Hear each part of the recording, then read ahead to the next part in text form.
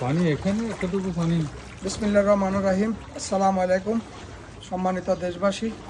আমি এই মুহূর্তে আজকে তারিখ কত? 22 তারিখ নেই, 22 আগস্ট 2024। আমি ফেনী থেকে বলতেছি। আমাদের ফেনীর এক ভয়াবহ দৃশ্য, ভয়াবহ অবস্থা। আমি এই মুহূর্তে একটা অপেক্ষাকৃত তুলনামূলক উঁচু জায়গাতে আছি, মানে রাস্তা যেটা আমাদের চলাচলের ফেনী সোনাগাজী চলাচলের রাস্তা, এই চলাচলের রাস্তার উপরে আমাদের এই অবস্থা। এখন দেখেন এই লক্ষ লক্ষ মানুষ, হাজার হাজার মানুষ, সমস্ত বাড়িঘর সবাই ভয়াবহ পানিবন্দি অবস্থায় আছে। এই মুহূর্তে সহযোগিতা দরকার। আমি সম্মানিত দেশবাসীর প্রতি আহ্বান জানাতেছি আমাদের ফেনীবাসীর জন্য সহযোগিতা করার জন্য, এবং সরকারের প্রতি অনুরোধ জানাতেছি যে সরকারের ত্রাণ মন্ত্রণালয় আছে, আপনারা দয়া করি দ্রুত পদক্ষেপ নিন। সেনাবাহিনীর প্রতি অনুরোধ রইল, দ্রুত পদক্ষেপ নিন। আমি এই মুহূর্তে যে জায়গাটাতে অবস্থান করতেছি, আমাদের যে বড় ফেনী নদী আছে, ফেনীর যে বড় ফেনী নদী মুহুরী নদী থেকে কমপক্ষে 8 কিলোমিটার পশ্চিমে। এবারে কিছু কল্পনা করতে পারেন মুহুরী নদীর আশপাশ এলাকা কি অবস্থা আছে? ওইখান থেকে 8 কিলোমিটার পশ্চিমে যদি এই অবস্থা হয়, তাহলে মুহুরী নদীর আশপাশ কি অবস্থা আছে? ওখানে একতলা দুইতলা বিল্ডিং সব পানির নিচে। জিজ্ঞাসা করেন কত বছর ভিতরে পানি দেখছেন? আমার বয়সে আমি এরকম পানি দেখি নাই। আপনার বয়সে আমি এরকম পানি দেখি না। জি, মৃত্যু হতে এক হিসাবে গেছি। জি, এবার মতো এই পানি আর কোন সমিতি কিনে গত 50 বছর উনি বলতেছে এরকম পানি বাংলা তুই গেছি তো তারা।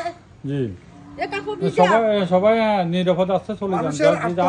সম্মানিত দেশবাসী, আপনারা আমাদের দেখতেছেন শুকনো খাবার দাবার কিছু নাই, কিছু নাই, একার কিছু নাই। মানে কম্বল টম্বল যা আছে সব পানি চলে গেছে।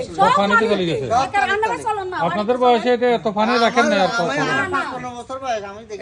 এটা আমাদের বৃষ্টির পানি নয়, এগুলা মেঘের পানি, বৃষ্টির পানি নয়।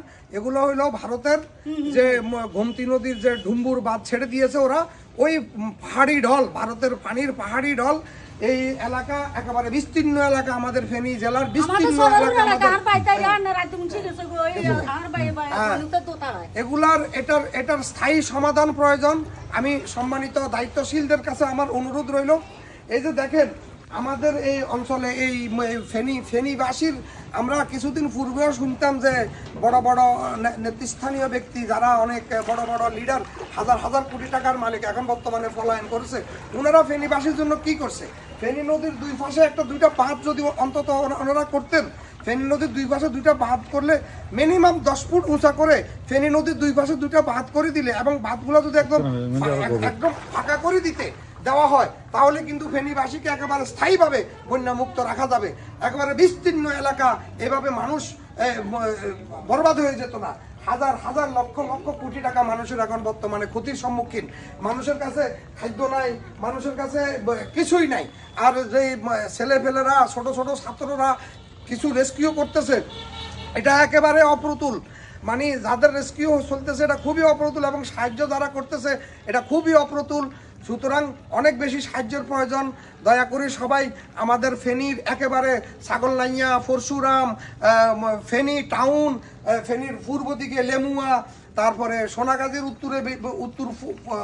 সোনাগাজীর উত্তর পূর্ব দিকে বিস্তীর্ণ এলাকা, আপনার ভোরবাজার, আপনার আইতি মুন্সি, 8 নম্বর ইউনিয়ন, 9 নম্বর ইউনিয়ন, 5 নম্বর ইউনিয়ন, 4 নম্বর ইউনিয়ন, এখন এই মুহূর্তে আমাদের 3 নম্বর ইউনিয়ন সবই প্লাবিত হয়ে গেছে।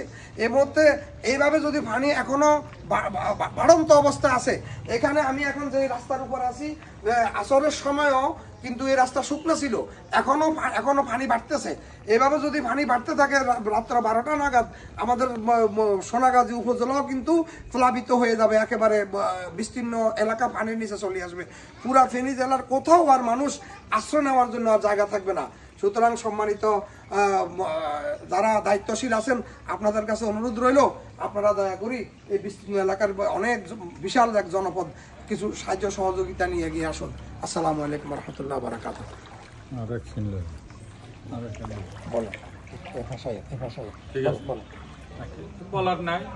কিছু বলার নাই। সেনাবাহিনী সহ প্রশাসনের সর্বোচ্চ কর্মকর্তাদেরকে